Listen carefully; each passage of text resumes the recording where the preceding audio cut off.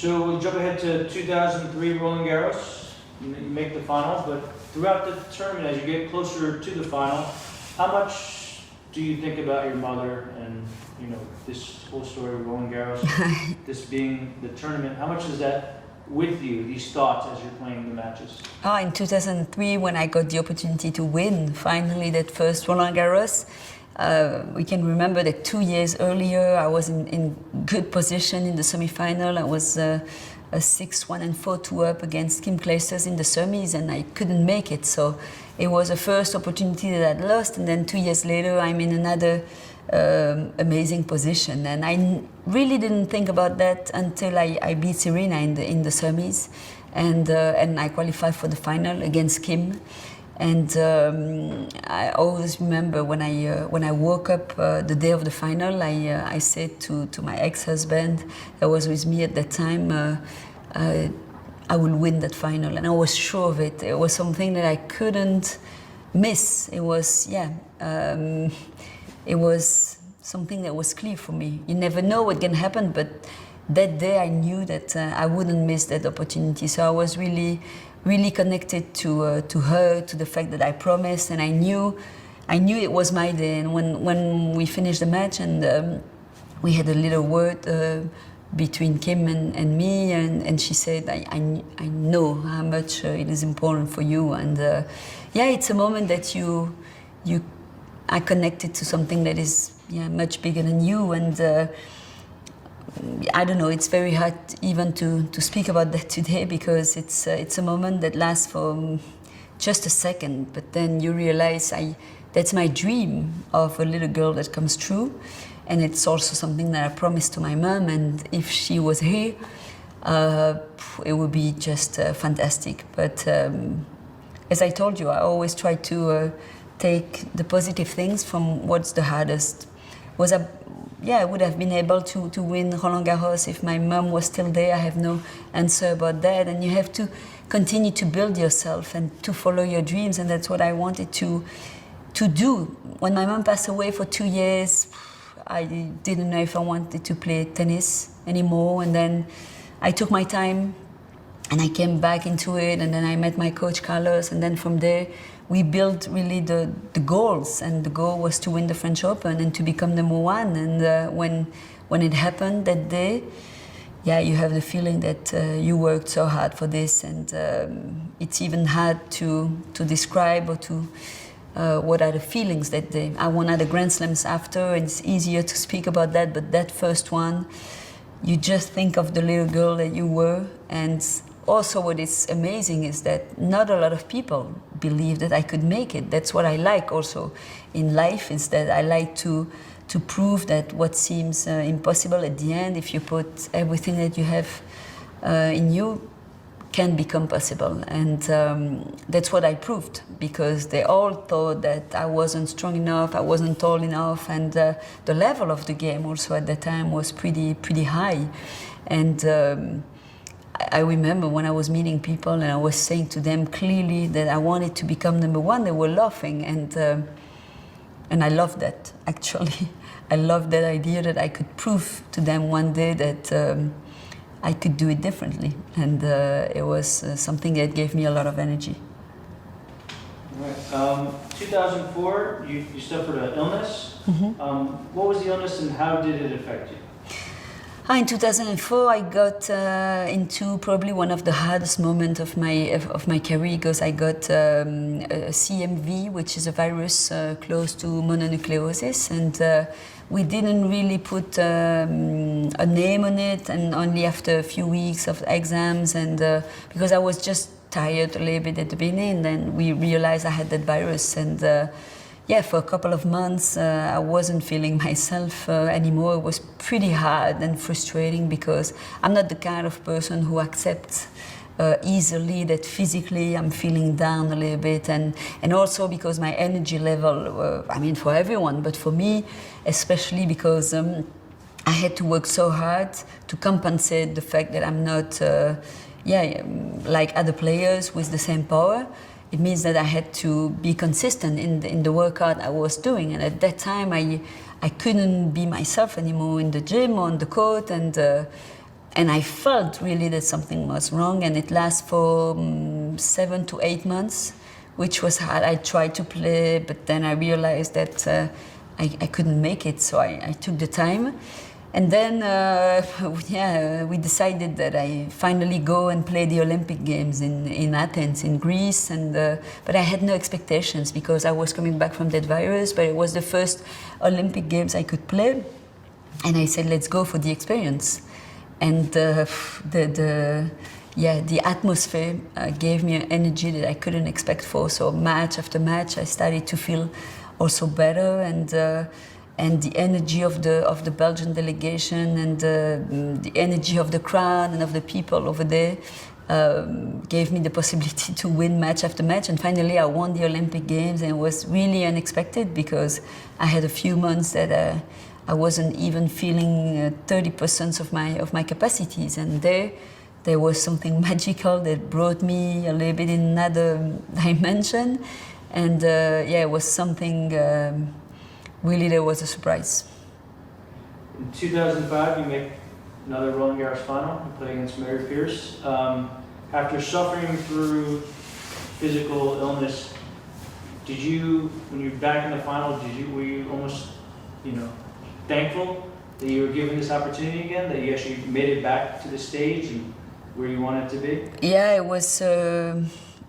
It was something very special because winning a first Roland Garros, was something amazing. But then come back in Paris and being in another opportunity to make it after all the trouble I had, even if I played well at the Olympic Games and I could win, I had some difficulties physically also with my hamstrings and everything. So it was a timing that I played almost a perfect tournament, and I had some trouble in the beginning of the tournament, and then since then I didn't lose a set for a couple of years in Paris. So it was the beginning of an amazing adventure.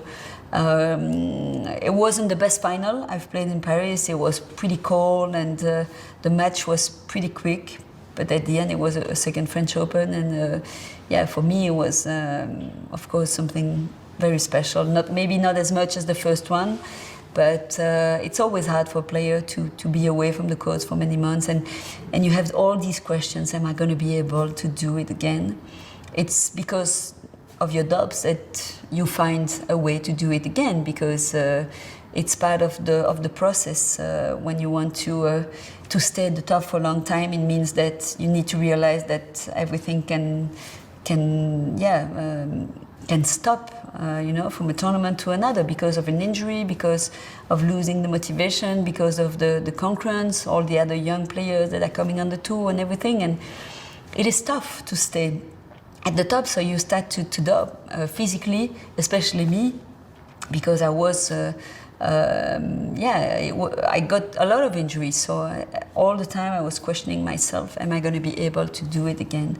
And we started to try to find the answers, to do the workout that would give me the possibility to live it again and again, and that's what happened. But it's also what I love in that kind of career is that you know that everything can stop from a moment to another, and you need to stay in alert a little bit all the time and to keep improving, and to be in doubt is something necessary to improve.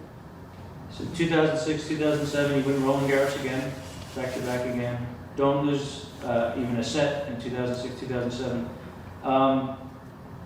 Looking back on that, winning Roland Garros without losing a set, does that even surprise you? And what clicked for you at this time that you were, playing so well there and everything is just seems like it's coming together? Yeah, in 2006, 2007, I was a little bit in a zone in Roland Garros. Everything was so good. I was playing good. I have to agree that most of the girls also probably are more used to play on hard court because most of the season is on hard, and I really grew up on clay, and for me it was natural to slide. It was a surface that I had more time to organize my game, so the surface was really good for my tennis, even if physically it's a little bit harder because points can be longer and you need to develop a certain power. But I really needed more time to to really use all my shots, and that surface gave me the possibility to do that. So I have to say that I always had a lot of fun to play on clay, because I can use my drop shot, because I could use my slice, because I could slide, because I could use different trajectories, and it was really the best surface for me and not for a lot of players. So I also took advantage of that, and sometimes I was really into a tennis that was the best of my career, especially in 2007. I think it was the best Roland Garros I've played. The level was amazing, and it was a special tournament because I had to play Serena. She was in my quarters, and it was always tough when you had Serena in the part of your part of the draw. So I was a bit nervous about that, and then also as I didn't see my family for many years, and my brothers and my sister, it was the first time they were coming to see me in the Grand Slam. So I wanted to do well, and I found a special energy that year in 2007, and I could play my best tennis on clay. I was feeling that everything was there for me to win another Roland Garros. I didn't know it was the last one. I got opportunities to come back later, but I really enjoyed every second of it. You just said you didn't see your family for a couple of years. Was there a reason for that at that time? Oh, you know, in every family, sometimes you have ups and downs, and I was really focused on my career. It hasn't. It's not a secret that my dad and I, we had some problems for many years. It was tough to understand each other, and my dad expected. He wanted me to become a champion, but he was really nervous about that. It hasn't been easy for him to raise the 4 kids after my mom passed away, and plenty of confusion at that time, and sometimes it happens in families. And then I decided to go after my dream, and to broke a little bit with my family at the time, but then the time did the job, and we saw each other again, and it gave us the possibility to share a lot of emotions when I was tennis player, but even more today, because now I have my kids, and I can understand that family is not always easy, and it's a lot of work. And today we have a very solid and unit family, but united family. But at that time, it was plenty of emotions for me to play in front of them and to share a lot of adrenaline, a lot of emotions, because as I said to you, even if we broke up a little bit for many years, when I was a little girl, the support of my 2 older brothers has been big. And one day I think it's important, even if you had some problems, not everything has been perfect, always to remind, okay, I did this, but I wasn't alone to do that. And there were my parents, there were my brothers, there were my coaches, there were all my support, my sponsors, all the people I've met that made me a better player and a better person. And of course, my family was a big part of it. You know, in tennis, you're playing one-on-one matches. Everybody is looking for like a little edge, always. You know, mental, physical, whatever it may be. Did being so competitive with everybody in the locker room, did you almost feel isolated in tennis? Because tennis, it's like you don't want to become too friendly with everybody because you're playing against everybody. Did you feel isolated in tennis? Probably I was different from some girls, as I was as I said, a lot of in my bubble. I was there to do the job. It's very hard to explain why, but I never really played tennis to be on the circuit and to meet people and to have friends. My goal was to be there because I wanted to become professional, and I wanted to win. I always loved the competition from my first age. I always tried to do it with a lot of respect. Probably I did some mistakes sometimes, but concurrence is tough, and you need to understand and to accept that, and to push yourself to go to another level. And it's a very competitive sport. Tennis is individual, as we said, and it's not easy always to take the right decisions at the right time. And that's what I always loved in my sport. Is how can I make the difference, even if I played bad during the whole match. How can I play good right now at the right moment. I think it's what makes the difference when you see Serena, for example, which is a little bit mentally, I think, the toughest player I had to face. She can play sometimes far from her best level, but when she has to make the difference, she can make it. And I've always been very interested in that part. How can I accept that I'm not at my best today, and I'm probably far from that, but I can find the humility and the ego also at the same time to say, okay, now I'm going to make the difference because I want to come back on the court tomorrow and be able to win another match. And so I always loved that part of the competition. There I have a lot of friends, not really on the tour, but I never really missed that. I knew why I was there, and my friends were away from tennis. Today I'm so happy to meet some people from the past on the tennis tour, and we can remember now things without the pressure. And even if I didn't have really great friends on the tour, it's always a big pleasure to see the former players that we can discuss together, see how life has been for all of us, how the kids grow up. So we share more about this. But when you're into it, there is a lot of pressure, that's for sure. And you don't choose this kind of life if you don't like a certain pressure, if you don't like a certain kind of concurrence. But yeah, really, what I loved into it was the time that you have to make the difference. That point that you have to do the right thing was something that really pushed me a lot to get better. Do you feel like some of the media portrayed you differently than you really were as a person? And was that frustrating for you? No, I never thought that media was showing me far away from who I was, because I've always been honest in my way to be. And even if I could seem a little bit distant and really into my bubble, okay, that was the way I was at the time. So I always suffer a little bit from being criticized for reasons that you have the feeling it's not fair at the moment. But being under that pressure is something that you need to accept. It's not a choice. When I got into tennis, I didn't think, oh, there's going to be a lot of attention on me and I will have to deal with all these kind of things. Was it something that I preferred, the relationship with the media? Of course not, but it was part of the game. It's something that I did accept. I tried to do it really the best I could. But now when people say to me, you look much nicer today than you were, and I say to them, yeah, you're right.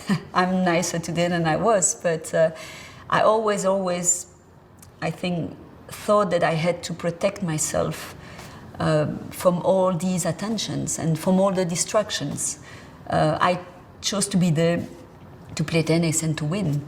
And everything that was going around that wasn't really for me. It was no sense for me. I did it because it was part of it. But I always thought that there were a lot of distractions, and I wanted to stay away from that. When we see today, there are a lot of distractions for the player, and just the smartphone and the social media and the press and the communication and the image, and we are part of it, and we have to play that game also, but we have to make sure where we want to put the limits, so you save your energy for what gives sense to what you do. And for me, it was to be there to win as many matches as possible and try to reach my dreams. Did I do it perfectly? Probably not, of course not, but I have no regrets on anything, and no, I have no frustration about the fact that people were thinking that I was really a distant person, which I was at that time.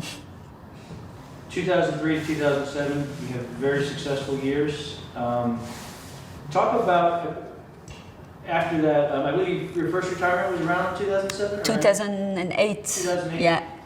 You have such a successful 4 years. I think it's 4 years in a row. Tell us what happens after and the decision to retire. In 2007, I had the most beautiful season in my career. I won the French Open, I won the US Open at the end, and then I won the Masters, and I was number one at the end of the year. And I played my best tennis against Serena and Venus at the US Open that year, and I was really touching the best tennis of my career. But I've been through personal issues that were pretty tough at that time. From, as I said to you, from my 5 years old, tennis became my whole life, and I did a lot of sacrifices to reach my dreams and to live my dreams.